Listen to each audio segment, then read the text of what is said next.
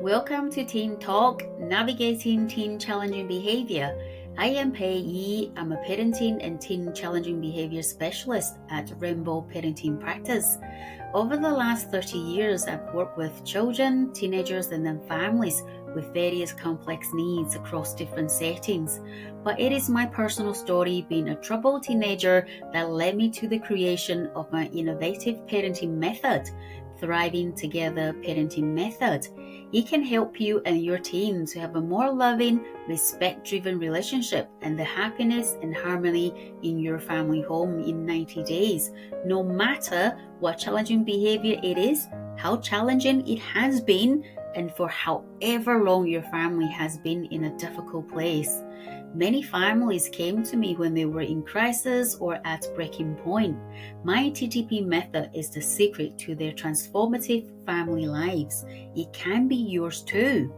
I am thrilled for you to be here, and that possibly means you are a successful but stressed out parent who is managing a very demanding job but struggling to know what to do and how to help your troubled teen who is stuck in patterns of challenging behavior. You're fed up with trying everything but nothing works. You're looking for solutions yesterday and are determined to do whatever it takes to help your teen and family thrive. At Teen Talk, Navigating Teen Challenging Behavior, I will share all the insights I've learned from working with families and their teenagers over the years. I will not hold back. Let's dive in. Hi, welcome to the show. It's Pei Yi and Belle again, my co-host teenagers. And remember, remember I told you, I share with the audience, if you have not seen Belle in person, you have to go to my YouTube website because Belle is really wise beyond her.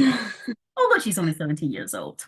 Right, but welcome to the show today. And as usual, Belle and I are going to draw the cards to decide what we will talk about today. So do you think we need to introduce these cards again, Belle?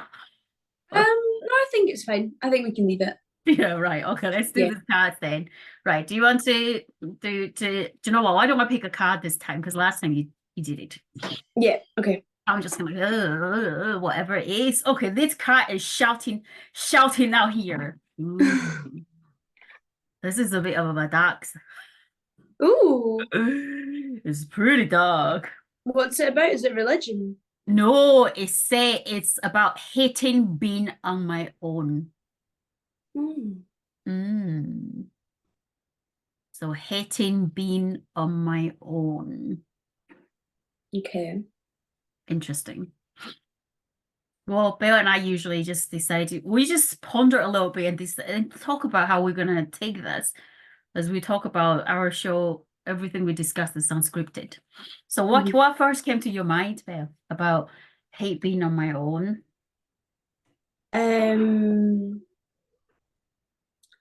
People who don't have any friends or feel alone and within the friends they have. I think I'm in a similar thoughts, actually, in terms of being on their own. And I also wonder if there's an element of not being understood, because that could feel quite a lonely place to be. Yeah. Have you ever experienced this when you were a teenager? I mean, you're still a teenager, but I mean, like earlier years. Yeah, definitely, definitely, I have. I mean, what were those moments you were on your own and you actually didn't like it? What were the moments? Yeah, any particular moments? There's definitely been a few. I mean, not anymore, but for a few years, I'd go in and out of feeling like that. But I remember there was one time where I fell out of all my friends when I was like 14. Fell out of all my friends and I was going through a hard time already. And then I'd just broken up with my boyfriend. So that I felt very alone then. That's the most alone I've probably felt. And it's a really not nice feeling, I don't think. There's a feeling worse. Now, I'm just thinking how many teenagers are like out there are actually feeling so on their own just now. Because I think we spoke about this many times, is how difficult it is to be a teenager and how teenagers are always and most largely misunderstood. Mhm. You know, the things I'm Yeah. hearing is like teenagers are so selfish and they're so hormonal, Mhm. they're so disrespectful, they don't care about Mhm. other people's feeling about Yeah. themselves. And Mhm. they just, so a lot of things are being like I heard through, my professional life, it has been quite negative. But Mhm. I think like we spoke about many times that they're just being misunderstood. And when people are feeling misunderstood or not understood, Yeah. I think it is really a lonely place to be. And Yeah. I wonder what is really going through to the teenager's mind though. Mhm. Um, in What general, Yeah. Okay. So say if you that were hypothetically, if you were that teenager, right, you just like drove everybody crazy. yeah. And if you feel like misunderstood or people are saying like, oh, you're just selfish, and you don't care anything about other people, about yourself. I mean, how would you respond to that? And I what would, think what would you'd be the things feel, you want to say to people, I suppose, is what I'm curious about. I think you'd want to like say to them, because when you feel like that and when people are saying these things, you feel very frustrated because obviously if you are being like that, you're keeping a lot of things in or a lot is bubbling up and you're acting out a bit, even if you don't realize. And so for people to further shut you out and further isolate you of what you're going through, you'd probably just feel really overwhelmed and Mm. like you'd want to tell people like you don't know what's going on. Like I just because when you're like that, all you need is someone who unconditionally supports you and Mm-mm. helps you through it because that's to get through anything, having friends is like the most important thing. Like I Mm-mm. know that now, like I have such good friends and whatever happens, like if you have good friends, it's so much easier to like deal with things. Mm-mm. But what about those who don't have friends? And what about those, you know, when teenagers, there are a lot of conflicts at family home, or they don't have a good relationship with their families or their parents. And I would imagine they must feel so lonely and so alone in the journey, Yeah. thinking, who do I turn to? Yeah. Who do I speak to? I can't speak to my Mhm. parents because we don't have a Yeah. good relationship, or they don't listen, or they're always arguing, Mhm. or they're too busy Yeah. with telling me what to do, or instead of trying to understand what I'm going through. Yeah. I wonder what would those teenager do or can Mm. do, because you feel really trapped, no? Yeah. I don't know. Um well, it depends on you'd probably feel very self-loathing. You'd probably feel very insecure because you're not getting confidence from other people. So with that, I mean, you could be quite self-destructive, Mm-mm. probably. Mm-mm. But what do you think? Mm.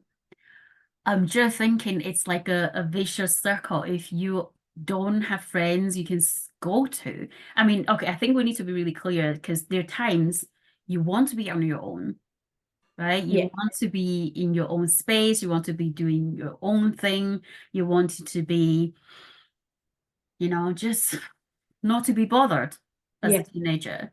But I think what I'm thinking more in the line of hate being on my own is more the emotional isolation, the emotional disconnection, with the people around the teenagers.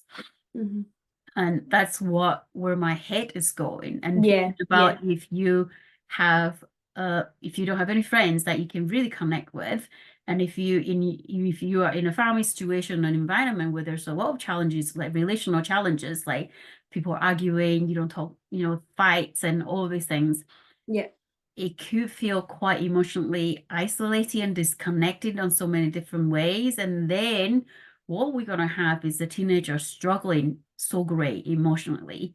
And yeah, I think the risk is the teenagers either acting out in their behavior, which is really angry, mhm. or it could be taking risks. Further going. Yeah. Yeah, like drinking up. Going into more of an isolation and shutting out everything and feeling Yeah. really insecure and unconfident and lonely probably is Yes, also, that could yeah. also be a route, isn't it? It's like I'm going to isolate myself. I'm not going to speak to anyone, and I will just be within my own bubble to protect myself because I'm the only person I can trust, which is Yeah. me. The other part is I'm so angry. I don't know how to express this, so I'm going to act out to manage my feelings, which is a lot of young people express their struggles outwardly, right? Mm-hmm. Or some people express differently, like hurting themselves in a different ways. And the other part is the mental health, Mm-hmm. right? Because if you're constantly like in the situation of isolating yourself, emotionally disconnecting and being in that trapped bubble and without an outlet, it's you're more likely to be at risk of having a mental health challenges and difficulties, whether it's depression Mm-hmm. or whether it's something else. And So even more at risk of not being able to get through them and overcoming them because having some strong support is like one of the most important things. exactly. And then you So yeah, vicious cycle, like what you said before, like it's hard. You feel very stuck. Mhm. And then the young people, I'm not saying this is for definite, but because the young people are struggling with managing their emotional disconnect and struggles, they don't know how to problem solve. And some young teenagers might end up hurting themselves Yeah, yeah. as a getaway. Or Mm-hmm. some people might, if it's so bad, so disconnected, so much overwhelmed feeling, they might actually try to take their own life, Mm-hmm. right? But Yeah. we're not saying this is definitely for that end to that end, No, but we're yeah. saying there's a risk. These things can happen. Yeah, there's a Yeah. risk of this. So it's really important to think about the teenager's emotional world, really, Yeah. because it's Yeah. not about a teenager being selfish. It's not being Mm-hmm. a teenager being a hormonal. No.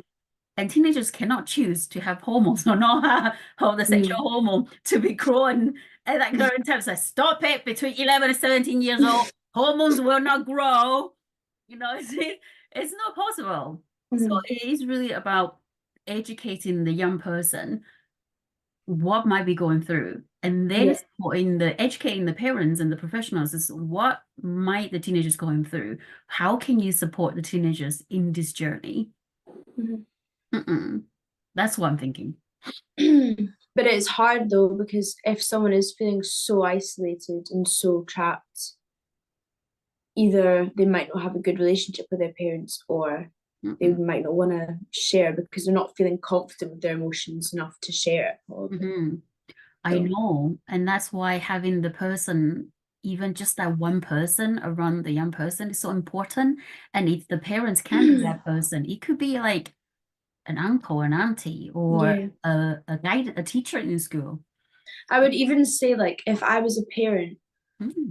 I think when teenagers feel that level of isolation, like we talked about earlier, they're either acting out Mm-hmm. or reining in and like Yeah. shutting themselves out. Mm-hmm. So if I was a parent, if my teenager wasn't like confident in communicating how they felt, I would just pay attention to the outbursts that happen because I know that when I was feeling like that, every now and again I would have an outburst and everything would come out and I'd Mm-hmm. cry or I'd have an argument with my mum or it would all come out at some point. Yep. And if I was a parent, you know, I would pay attention in those moments and really dedicate to those moments and Absolutely. talk to my teenager because I think that's when it comes out.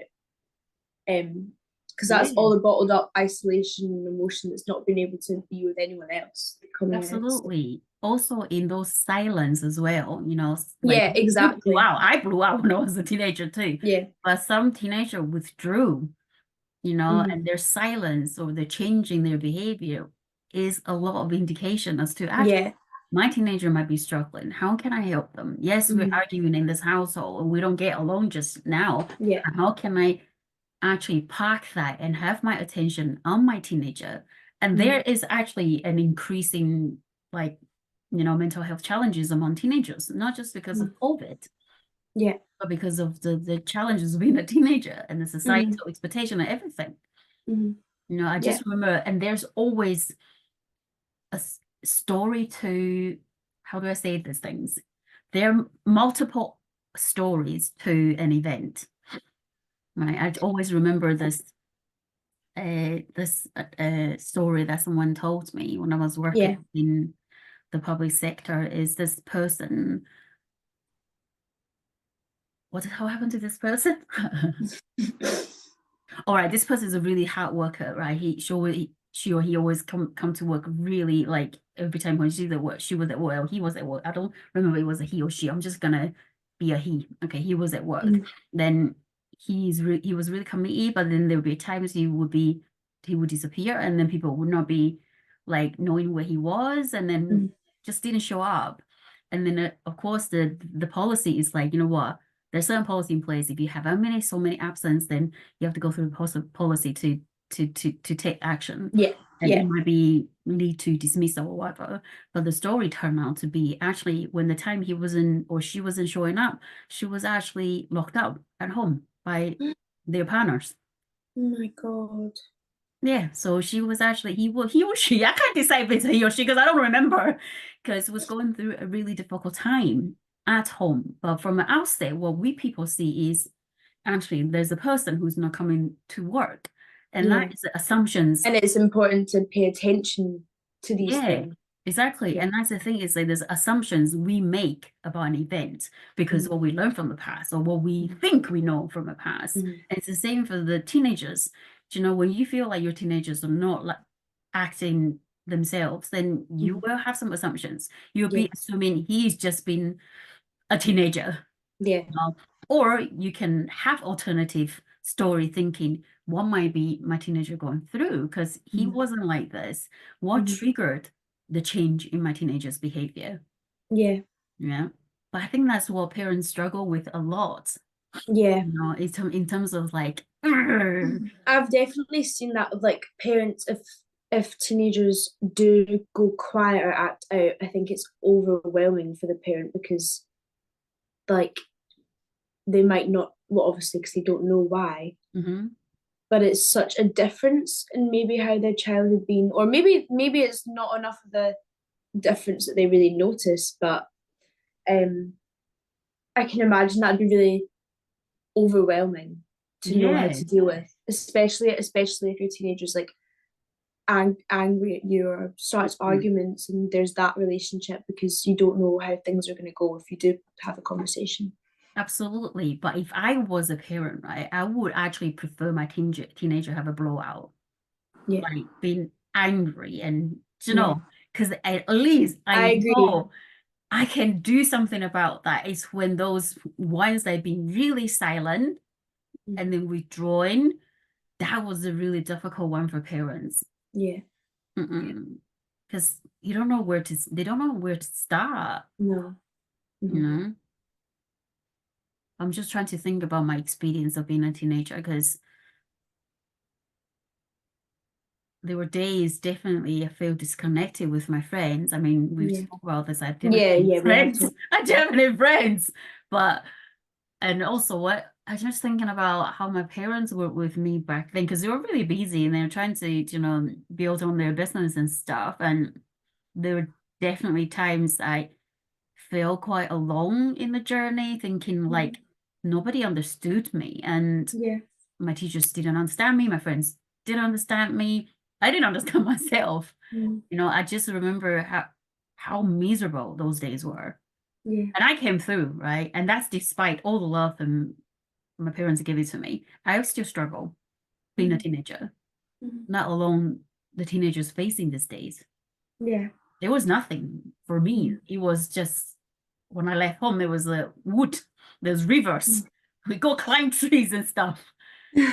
It's really that simple. And you go three down the door, you go like go to your neighbors and get stuff. And it is Yeah. Yeah. like that. But now there's so many challenges. There's no online grooming, there's no sexual exploitation, or wasn't as bad as right. Yeah. And there was Yeah. just easy and simple. Yeah. And imagine that was simple life, more simpler life back then. And right now it's even more challenging for teenagers. Yeah.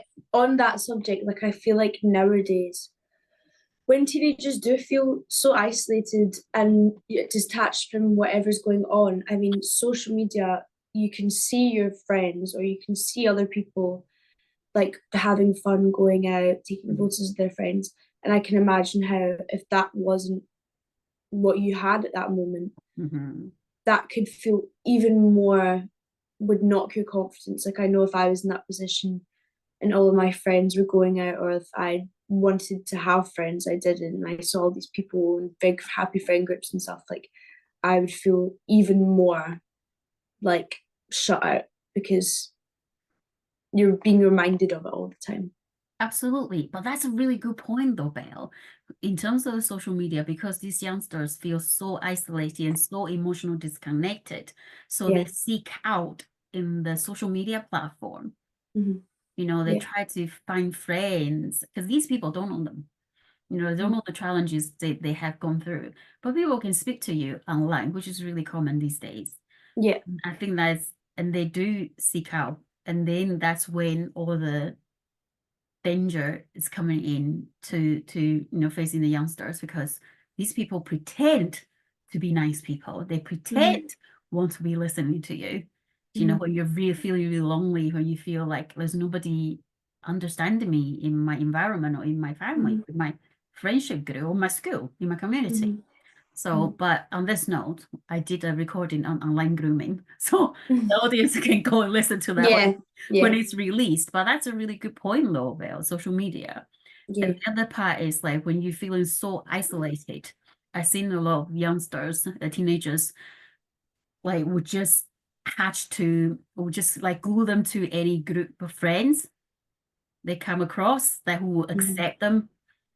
Or they might not be the best possible influence for them. It could be No. the wrong crowds for them, So coming back to is really this emotional Yeah, I thing. mean, exactly. Like if you're in that position and you feel so isolated, any sort of attention is going to feel like a lot more to you. So, yeah, that could be a positive and a negative thing. Like, if someone can tell you are vulnerable, or if you're in the wrong friendship group and they know that you're a bit vulnerable and they're the sort of people to sort of prey on that a bit or to use that to their advantage, like, it's quite a dangerous position to be in.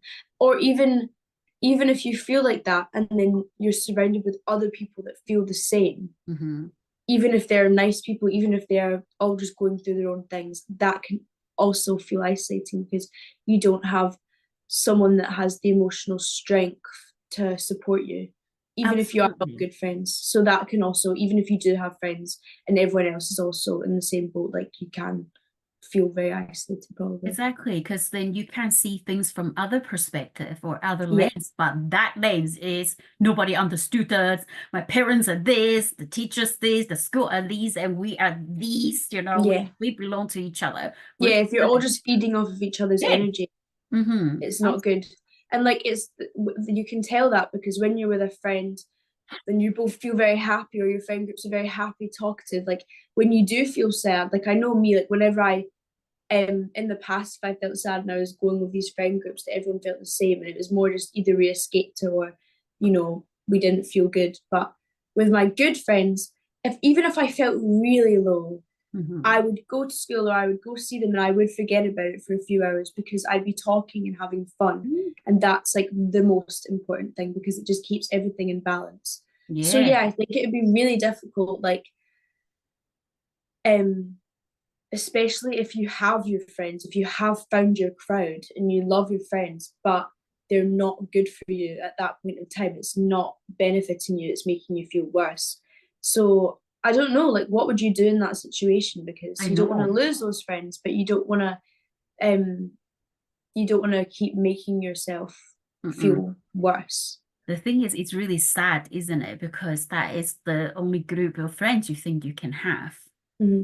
right? And in that group, you actually find your belonging. That's Yeah. what the people, because we're human beings. We need to connect with someone, and we're Mm-hmm. wired to connect with someone. So Yeah. the innate needs there is to be connected with a group or a community. And Mm-hmm. even myself, right? I've been living in Scotland for what, 20 years, and I Mm-hmm. really don't have many Asian friends in this country. Mm-hmm. Why? Yeah. I only have a couple of Asian friends, Yeah. right? But Yeah. as soon as I see an Asian person, seriously, like instantly click. It's like, oh my God, do you want to swap numbers? Right? Seriously, Yeah. it's mad. It's like Yeah. instantly click, no matter who this person is. Yeah. Or somebody say that, oh, I've been to Taiwan. I was like, well, where have you been? It's that Yeah. instant connection because that it's just like drawn. And it's the same for teenagers. They want that.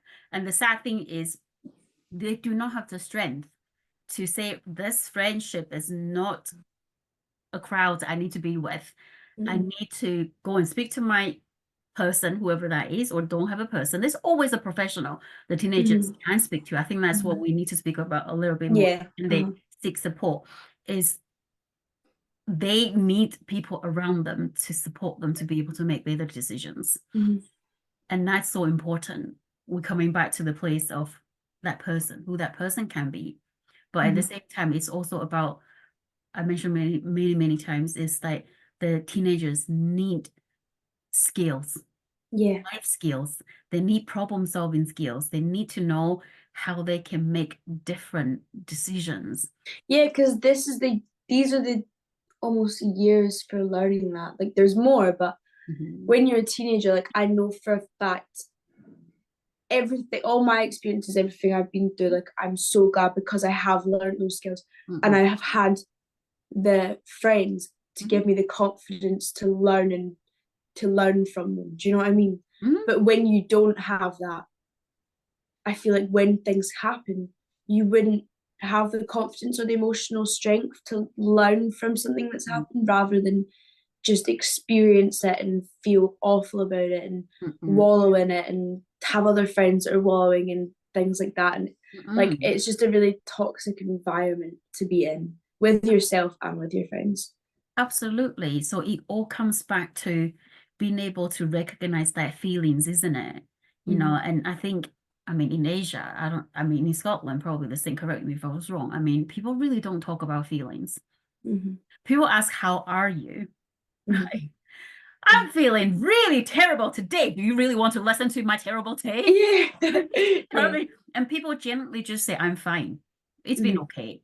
Yeah. Right. So, I mean, I grew up in a country that don't talk about feelings. And I mean, in my past 20 odd years of professional life in Scotland, people don't, I mean, parents don't talk about feelings with their children either, because it's Yeah. not something we were taught, and people be thinking Yeah. our feelings is a weakness, you don't do this, you Yeah, don't do that's a really interesting point because I definitely think that like my mum's generation, my dad's generation, even with my friends' parents, I've noticed they're a lot more emotionally disconnected hmm than our generation. hmm So even that could possibly feel like it's hard to reach out to your parents because there is that difference. yeah.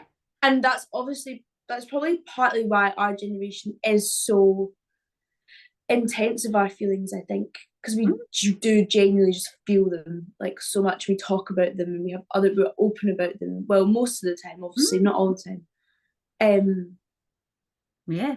yeah, It's don't know where I was going with that. no, but Yeah. that emotional literacy is so important, right? Is Mhm. talk about feelings, and feelings are not just about I'm feeling happy, I'm feeling upset, I'm feeling sad. There's also feeling of Mhm. disappointment, shame, guilt, a lot of the embarrassment, feelings people don't talk about. Yeah. Right. And I think that emotional literacy is really important for the parents and for the teenagers to know what, and I know it's really it's like you're caught in 20 in a cycle because teenage brain is developing and emotional part is Yeah. pretty, the last few parts to be developed. So how do you, there's even more so to teach the teenagers about emotional literacy, about what the feelings are. Because in my line of work, we always say behind every behavior, there is a need. And the Mhm. need, you will have a feeling around that need. When you're hungry, Mhm. you might become angry, but it's because you're Yeah. hungry, you want to eat, right? So then that's teaching parents and the teenagers about emotional literacy is so important. It's about what are my feelings here? And because the feelings is driving our behavior in terms Yeah. of how we respond. If I'm upset, angry, I might go, "Rawr," or Mhm. if I'm really sad, I want to cry. But sometimes Yeah. these feelings could be mixed up, because Mhm. you're like, am I actually, how am I feeling? Because I'm doing this, I'm not sure. right? So it could be really mixed up. So that's why it's important to emotional literacy for the teenagers and for the parents is to look at these feelings and then address the feelings. So then it's easier to address the behavior. And I was just thinking there, like, you know how we were talking about how we should talk about how you can go to professionals and Yeah. teachers and these sorts of people. I think that's so important, especially on the fact that if you are a teenager and you are going through this, Yeah. and you are talking to other teenagers about these things, whether you're talking to anyone about it, whether you're completely isolated, whether your friends that you are talking to about it are very toxic, like I think going to an adult with that generational separation will actually give you a different maybe help you see it in a new light, or put it in simpler terms, or like less intense, and like will help you lay it out in a different way, because of that generational change. And I think that's so important when you do feel isolated, because you will Absolutely. always feel isolated unless you find a way to look at it differently, or do something differently, or I don't know, like it's because when you feel isolated, you're so stuck. You're not moving. You just feel stuck. So yeah, Yeah. an adult perspective or a different generational perspective would probably be very valuable. Absolutely, because you don't know how to get unstuck. You're just Yeah. feeling so overwhelmed, and whichever way you turn, nothing is changing. Yeah. So coming back to that part of speaking to someone, and Yeah. also the parents as well, though. Like, I mean, parents will mostly be saying, like, the ones I work with would be like, they don't speak to us, they don't talk to us, they don't. When I ask them questions, it's like, I don't know, Yeah. right? But the thing is, I want the parents to remember this. Don't be deterred by the responses, because it's really possible at that moment in time when you ask them questions, they don't know what the answers are. They don't know how to articulate what is really going through their Yeah. mind just now. So don't be deterred or put off by that. Just like there's no point asking, because they just say, I don't know. Because the parents, you can always guess and wonder. Because I wonder if it's a friendship that is upsetting you. I wonder Yeah. if it's about this. I wonder if it's about that. And I think the message to the parents is about, when you have a conversation with your teenagers, whatever it is, it needs to be small, multiple, and concise. You're not going to have a 10-minute spiel about certain thing. Tell me what's going on. Tell me what's going on. And Albert told you so many times about this. And da, da, da, da. No, it has to be in a teenager's time. But all they need to know is when they are ready to speak, you'll be there to listen. And you want to be wondering, you know? Yeah. Mm. Yeah. So I think that'll be really helpful for the parents. And Definitely. yeah, but for the teenagers as well, though. The For the teenagers. teenagers. Yeah. For the teenagers, um, I would encourage the teenagers to be curious about the relationships around them, and whether they think how they feel is benefiting from this or not. And I'd very heavily encourage them to talk to someone professional or a teacher, and not to overthink reaching out for that help, and genuinely see it as an opportunity to see what you're going through from a different perspective, and have some strong professional support with it, because yeah.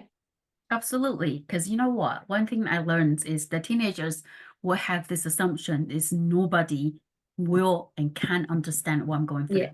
Yeah. But Yeah. the teenagers, Definitely. remember, every single adult you speak to will have been a teenager themselves. Yeah. They do understand to a certain degree what you're going through. Yeah. And I suppose the other part is about, parents often forget about this. I mean, teenagers too. If you don't know how to articulate or speak about certain things, you can text. People love texting. People Yeah. read text messages. That's a good way to talk about these things. And also, people, in olden days when there's no emails, no messages, you write letters. Yeah. You can still write small note for your teenager, and a teenager can write small note to the parents. It's like, you know what, I'm really struggling with this, and I'm not sure you will understand me, but here it goes. Right. So it is really a mutual process. It's looking for those signs. It's in terms of how my teenagers has been different these Yeah. days, and how can we be curious about what they are bringing in, what is the Yeah. change in their behavior. But today, the focus is about, the teenagers being on their own, but not because of they choose to, but because of the circumstances left them feeling so alone, so on their own, and it could be very detrimental for their well-being if they're in this place for too long. And I think today we touch about a lot of other things we talk about as well, Belle, like, how do they get away from the friendship group when they are actually in that cycle? We talk about, positive friends and take up a hobby and all these things. So the audience go back to listen to, they're all we definitely have talked about things to do with this. So they're all interlinked, but we want the parents today and the teachers as well to be curious about the driving force of feeling emotional disconnected. That's the part we really want the teenagers and parents to focus on, is the emotional literacy, to support your teens, then give them the skills to be able to tackle whatever out there in the world they're facing. Yeah, definitely. Wow. But this is really, like, I feel depressed for teenagers. Yeah, it's a very sad card. It really is. Yeah. I keep drawing sad cards these days. No, but it's been a really good chat, and I hope that the parents and the teenagers will find it really helpful, and then I hope be able to pay. And I think we touched quite a lot of different points about different things, so hopefully these will be helpful for them. Thanks so much. Thanks for Belle, and thanks for the audience for listening. We'll see you in the next episode. Thank you to everyone at home or on the go for listening. If you find this show helpful, please hit that follow or subscribe button. It does wonders for the show, so more people can find Teen Talk, Navigating Teen Challenging Behavior organically. If you have any questions about anything we've talked about, please drop me a line at pei@teentalkpod.com. That is PEI-I@teentalkpod.com. I read every email I get. Whether that's an episode idea, a guest recommendation, or just a simple note about how the show has impacted you. I'd love to hear from you. I am Pei, and I'll see you on the next episode.